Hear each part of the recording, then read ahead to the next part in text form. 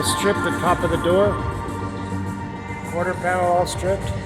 All the way. Look at these sail panels. Look at the gills. There's not a drop of rust in there.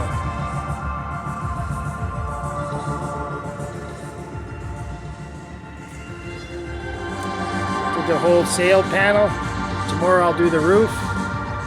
Whoever primed it give me a big headache because there's about a 1/4 inch of primer on top of all the paint there, but that's okay. Check that out, guys.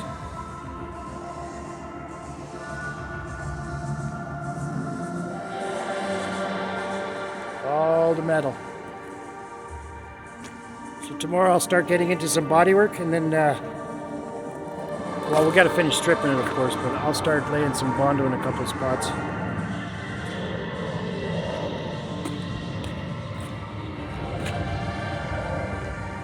There you go, Mr. Brad. She's about half done almost.